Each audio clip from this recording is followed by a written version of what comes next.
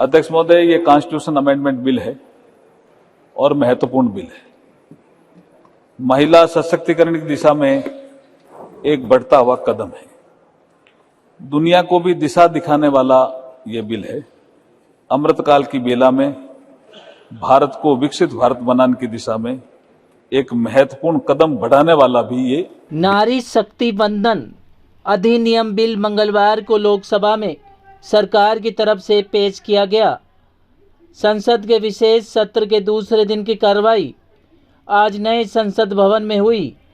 लोकसभा और विधानसभा में महिला को 33% आरक्षण का प्रावधान वाला बिल सदन के पटल पर रखा गया। पीएम मोदी ने महिला आरक्षण बिल को नारी शक्ति वंदन अधिनियम नाम दिया है। उन्होंने कहा है कि इस बिल से लोकतंत्र मजबूत होगा और लोकसभा में महिलाओं की भागीदारी बढ़ेगी। उसी को ध्यान में रखते हुए आज उत्तर पूर्वी दिल्ली के गोंडा विधानसभा क्षेत्र के वार्ड 231 में अरविंद नगर गोंडा में बीजेपी निगम पार्षद प्रीति नीरज गुप्ता की ओर से भारत के यशस्वी प्रधानमंत्री नरेंद्र मोदी द्वारा गणेश चतुर्थी पर नए संसद भवन के प्रथम सत्र में नारी शक्ति वंदन अधिनियम संसद और विधानसभाओं में महिलाओं को 33% आरक्षण देने वाला विधेयक लोकसभा में पेश करने पर मोदी जी का धन्यवाद हेतु कार्यक्रम को एक उत्सव के रूप में नारी शक्ति वंदन अधिनियम लाने को लेकर मोदी का अभिनंदन किया गया। इस अभिनंदन कार्यक्रम में उत्तर पूर्वी जिलाध्यक्ष श्रीमती पूनम चौहान, सचिन मावी, मनोज परिहार के साथ निगम पार्षद प्रीति नीरज गुप्ता, मंडल अध्यक्ष दिनेश अच्छावन, मंडल महिला मोर्चा अध्यक्ष कृष्णा कश्यप, शीतल शुक्ल, कमलेश कश्यप, लक्ष्मी आदि सम्मानित महिलाओं द्वारा केक काटकर महिलाओं द्वारा जनता को लड्डू बांटकर इस खुशी को धूमधाम से मनाया गया। Live for India Hindi news के लिए रविंदर कुमार की रिपोर्ट। मोदी जी को कोटि कोटि धन्यवाद देना चाहती हूँ अपनी पूरी उत्तर पूर्वी जिला की सभी बहनों की तरफ से। बहुत ही ऐसा काम था जिसे बहुत समय से लंबित था। सरकारें आई और गई, वादा किया, लेकिन वादे को पूरा करना तो जानते हैं। ऐसे हमारे आदरणीय श्री नरेंद्र मोदी जी हैं।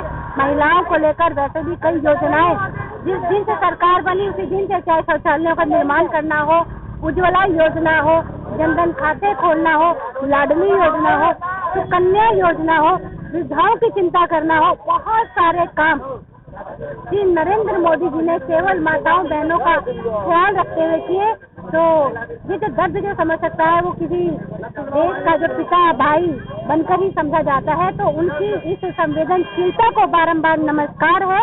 आज अपने जन्म दिवस पर हम सभी माताओं बहनों को एक रिटर्न गिफ्ट के रूप में तोहफा जो उन्होंने दिया है उसके लिए उनका कोटि कोटि प्रणाम है। आज हमारे लिए बहुत खुशी की बात है कि लोकसभा में हमारा ये बिल पास हो गया है महिला आरक्षण का, और हम जानते हैं राज्यसभा में भी ये पास हो जाएगा। मोदी जी ने हमारा ये एक तोहफा महिला को लिए दिया है। हम उनसे दिल से आभार प्रकट करते हैं।